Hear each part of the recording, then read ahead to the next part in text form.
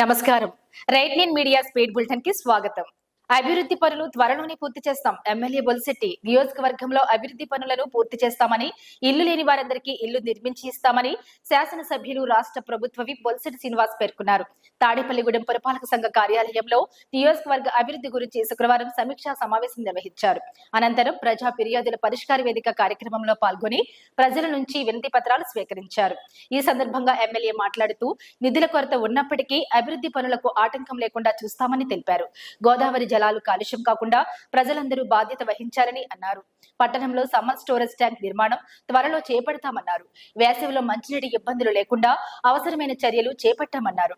తిరుపతి ప్రసాదంలో కల్తీ జరిగిందని సిట్ నివేదిక ఇచ్చినప్పటికీ వైసీపీ నేతలు బాధ్యతారహితంగా మాట్లాడుతున్నారని ఎమ్మెల్యే విమర్శించారు.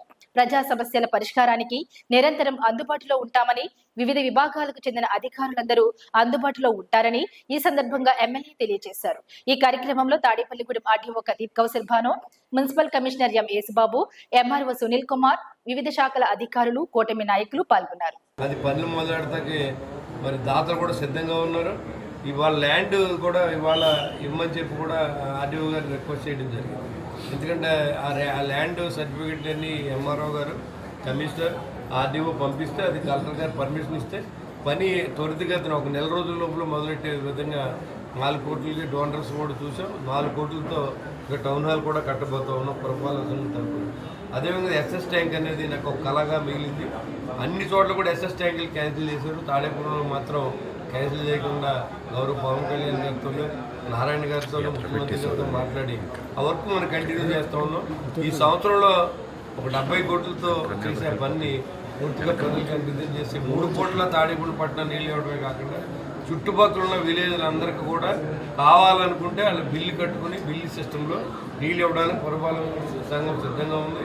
అంతకుముందు ఈల ఆంజనేయులు గారి టైంలో కట్టినటువంటి ఏదైతే ఎస్ఎస్ ట్యాంక్ ఉందో అది దాని నిండా సిల్ట్తో ఉంది. కాబట్టి ఎప్పుడైతే కొత్త ట్యాంక్ ఓపెన్ అయ్యేటువంటి దాన్ని కూడా క్లీన్ చేయించి మల్టిపుల్గా 2 ఓపెన్ చేసేది జరుగుతుంది.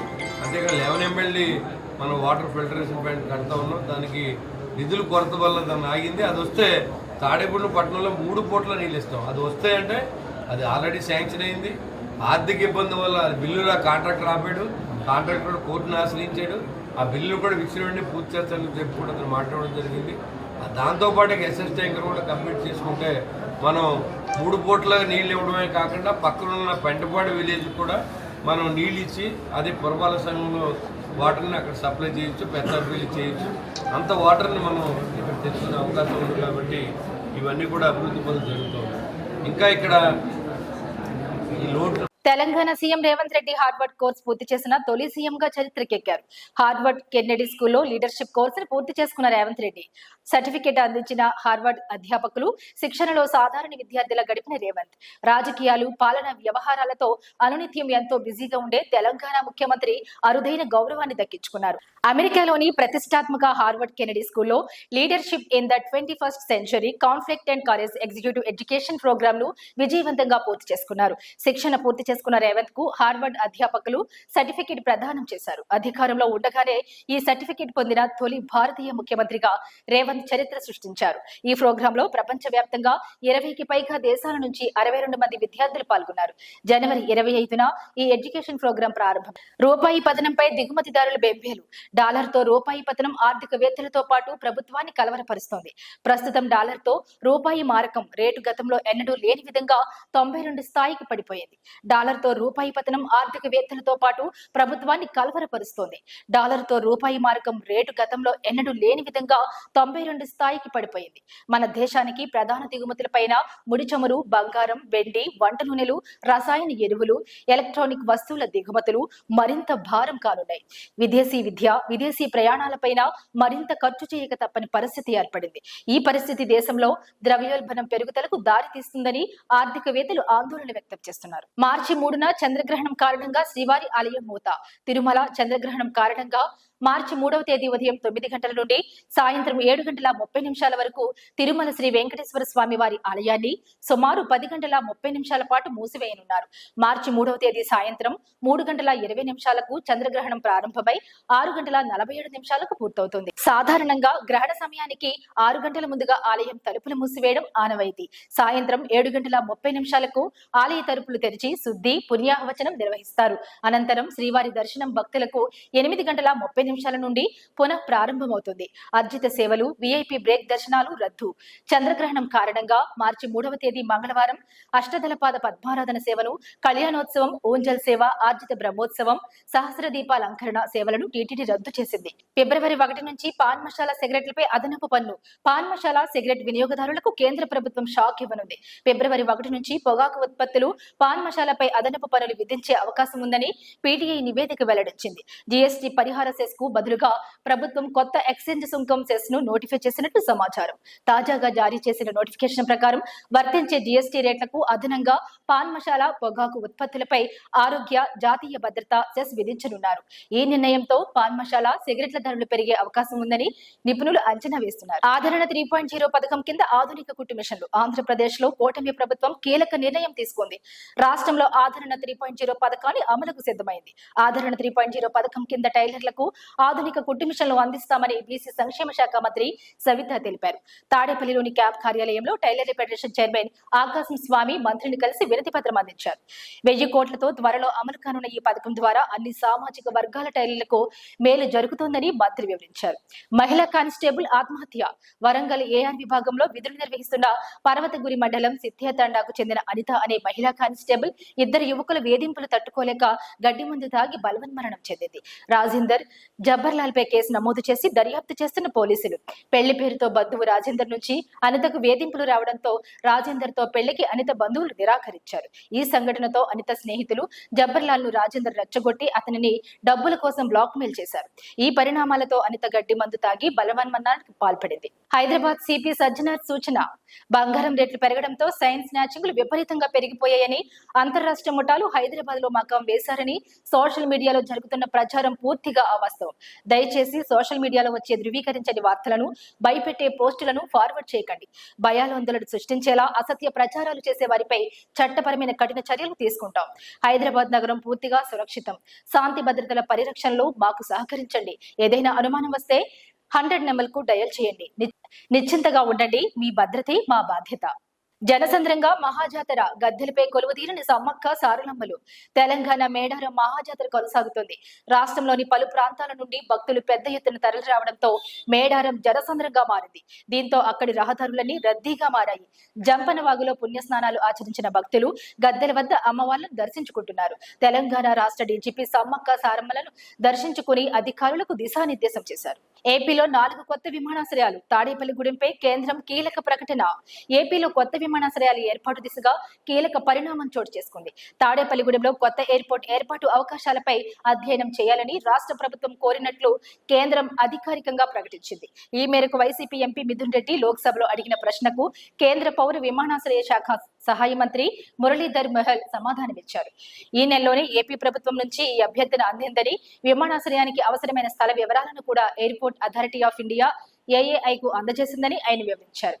ఇదిలా ఉంటే రాష్ట్రంలోని మరో 3 ప్రాంతాల్లో విమానాశ్రయాల ఏర్పాటుకు సంబంధించి ప్రాథమిక అధ్యయనాలు పూర్తయ్యాయని కేంద్ర మంత్రి తెలిపారు. తాడేపల్లిగూడెం నియోజకవర్గం జనసేన పార్టీ శాసనసభ్యులు బొలిశెట్టి శ్రీనివాస్ ను తునిలో మర్యాదపూర్వకంగా కలిసి కృష్ణా జిల్లాకు శ్రీ వంగవీటి మోహన్ రంగా విఎంఆర్ కృష్ణా జిల్లా అని పేరు పెట్టవలసిందిగా కోరుతూ వినతి పత్రం అందజేసిన రాధారంగా మిత్ర మండలి ఆంధ్ర, తెలంగాణ అధ్యక్షులు మరియు జనసేన నాయకులు బుల్లెట్ ధర్మారావు, ఈ కార్యక్రమంలో విన్నెగూడ సుబ్బారావు, కొప్పినేటి శివమణి, గుడిసేవ విజయ్ కుమార్, మర్రి శ్రీహరి తదితరులు పాల్గొన్నారు. జమ్మూ కాశ్మీర్లో హిమపాతం. జమ్మూ కాశ్మీర్లోని సోనమార్గ్ లో భారీ హిమపాతం సంభవించింది.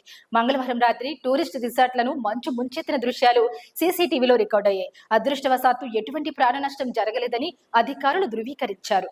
మరోవైపు ఉత్తరాఖండ్ లోనూ మంచు కురుస్తుండటంతో బద్రీనాథ్, కేదార్నాథ్ వంటి పుణ్యక్షేత్రాలకు హిమపాత హెచ్చరికలు జారీ చేశారు. పర్యాటకులు, స్థానికులు అప్రమత్తంగా ఉండాలని ప్రభుత్వం సూచించింది. ఎలక్షన్ ఫ్లేవర్ లేని మున్సిపల్ ఎన్నికలు తెలంగాణలోని 116 మున్సిపాలిటీలు 7 కార్పొరేషన్లకు నామినేషన్లు దాఖలు చేయడానికి నేడే ఆఖరి రోజు. సాధారణంగా ఇలాంటి కీలక ఎన్నికల సమయంలో పట్టణాలన్నీ రాజకీయ జెండాలు, మైకులు, నేతల అనుచరుల సందడితో హోరెత్తిపోవాలి. కానీ రాష్ట్ర వ్యాప్తంగా ఎక్కడా ఆ స్థాయి ఎన్నికల ఫ్లేవర్ కనిపించడం లేదు. ప్రధాన పార్టీలైన కాంగ్రెస్, బీఆర్ఎస్, బీజేపీ అగ్రనేతలు స్థానిక ఎన్నికల కంటే ఇతర అంశాలపైనే ఎక్కువ దృష్టి పెట్టడం ఈ నిశ్శబ్దానికి ప్రధాన కారణంగా కనిపిస్తోంది. హోంగార్డు ఆస్తులు 20 కోట్లు. విజయనగరం జిల్లా పోలీస్ కార్యాలయంలో హోంగార్డ్ గా నిధులు నిర్వహిస్తున్న శ్రీనివాసరావు ఇంట్లో సోదాలు నిర్వహించిన ఏసీబీ అధికారులు విజయనగరం, గుర్లా, విశాఖ ప్రాంతాల్లోని అతని నివాసాల్లో తనిఖీలు చేసి దాదాపు 20 కోట్ల అక్రమ ఆస్తులు కూడబెట్టినట్లు గుర్తించారు. ఏసీబీలో 15 ఏళ్లు పనిచేసి అధికారుల దాడుల గురించి ముందుగానే సమాచారం ఇచ్చి డబ్బులు తీసుకునేవాడని అవినీతి ఆరోపణలు రావడంతో అతన్ని జిల్లా పోలీస్ కార్యాలయానికి బదిలీ చేశారని తెలిపిన ఏసీబీ అధికారులు హైదరాబాద్ లో దారుణంగా పడిపోయిన గాలి నాణ్యత, బెంగళూరు, చెన్నై వంటి మెట్రో నగరాలను కూడా అధిగమించిన హైదరాబాద్ మోస్ట్ పొల్యూటెడ్ సిటీగా మారుతున్న హైదరాబాద్ గాలి నాణ్యత సూచీ ప్రకారం నగరంలోని పలు ప్రాంతాల్లో PM 2.5, PM 10 కణాలు అనుమతించదగిన స్థాయి కంటే 3 నుంచి 4 రెట్లు ఎక్కువగా నమోదవుతున్నట్లు తాజాగా వెల్లడించిన పొల్యూషన్ కంట్రోల్ బోర్డు ఇటీవల సికింద్రాబాద్ పరిధిలో గాలి నాణ్యత సూచి అత్యంత ప్రమాదకరంగా 240కి చేరుకోగా పొల్యూషన్ కంట్రోల్ బోర్డు నివేదిక ప్రకారం నగరంలోని కొన్ని ప్రాంతాల్లో కాలుష్య తీవ్రత అత్యంత ప్రమాదకర స్థాయిలో ఉందని వెల్లడించింది. ఎయిర్ షో అద్భుత విన్యాసాలు హైదరాబాద్ లోని బేగంపేట ఎయిర్పోర్ట్ వేదికగా భారతీయ వాయుసేన IAF నిర్వహించిన ఎయిర్ షో అద్భుతంగా సాగింది. సూర్యకిరణ్ ఏరోబోటిక్ టీం ప్రదర్శించిన సాహసోపేత విన్యాసాలు ప్రేక్షకులను ఆశ్చర్యపరిచాయి. రంగురంగుల పొగలను చిమ్ముతూ గగన తలంలో ఫైటర్ జెట్లు, శిక్షణ విమానాలు చేసిన విన్యాసాలు ప్రత్యేక ఆకర్షణగా నిలిచాయి. ఏలూరు జిల్లా విజిలెన్స్ ఎస్పీ ఆదేశాలపై అక్రమంగా నిల్వ చేసిన గుట్కాను పట్టుకున్న విజిలెన్స్ అధికారులు ఏలూరు 1 టౌన్ మెయిన్ మార్కెట్ లో అక్రమంగా నిల్వ ఉంచిన గుట్కా మరియు వాటికి సంబంధించిన వాటిని సీజ్ చేసిన విజిలెన్స్ అధికారులు. తెలంగాణ మున్సిపల్ ఎన్నికల్లో బీఫారం ఇవ్వలేదని కాంగ్రెస్ నాయకుడు ఆత్మహత్యాయత్నం. నల్గొండ జిల్లా చండూరు మున్సిపాలిటీలో కాంగ్రెస్ పార్టీ తనకు బీఫారం ఇవ్వలేదని పురుగుల మందు తాగి ఆత్మహత్యాయత్నం చేసుకున్న భూతరాజు వేణు అనే కాంగ్రెస్ నాయకుడు పార్టీలో కష్టపడ్డ వారికి కాకుండా బయట వారికి టికెట్లు ఇస్తున్నారనే ఆవేదనతో ఆత్మహత్యాయత్నం చేసుకున్నారు. పరిస్థితి విషమించడంతో చికిత్స నిమిత్తం ఆసుపత్రికి తరలించిన కుటుంబ సభ్యులు. ఆలయ భూముల్లో గంజాయి సాగు తెలంగాణ సంగారెడ్డి జిల్లా పంచగామలో ఘటన చోటు. విఠలేశ్వర ఆలయ పరిసరాల్లో ఆలయ భూముల్లో గుట్టు చప్పుడు కాకుండా గంజాయి సాగు పక్కా సమాచారంతో దాడి చేసిన ఎక్సైజ్ పోలీసులు 15 కిలోల ఎండు గంజాయితో పాటు 600 గంజాయి మొక్కలను ధ్వంసం చేసిన ఎక్సైజ్ పోలీసులు. గంజాయి సాగులో ఓ స్వామీజీ హస్తమున్నట్లు సమాచారం అందుతోంది. రహస్యంగా విచారణ చేస్తున్న ఎక్సైజ్ పోలీసులు. వీణను అరెస్ట్ చేయనున్న పోలీసులు. రైల్వే కోడూరు ఎమ్మెల్యే శ్రీధర్ పై సంచలన ఆరోపణలు చేసిన వీణపై 2 కేసులు నమోదు. తన కొడుకును వీణ బ్లాక్ మెయిల్ చేస్తుందని రైల్వే కోడూరు ఎమ్మెల్యే శ్రీధర్ తల్లి ప్రమీళాదేవి ఫిర్యాదు మేరకు వీణపై కేసు నమోదు చేశారు. మరొకరిని నిర్బంధించి దాడి చేసిందని కూడా వీణపై కేసు నమోదు అయినట్లు సమాచారం. ఫోన్ స్విచ్ ఆఫ్ చేసుకుని అజ్ఞాతంలోకి వెళ్లిన వీణ. ఈ వార్తలు ఎంతటితో సమాప్తం. నమస్కారం.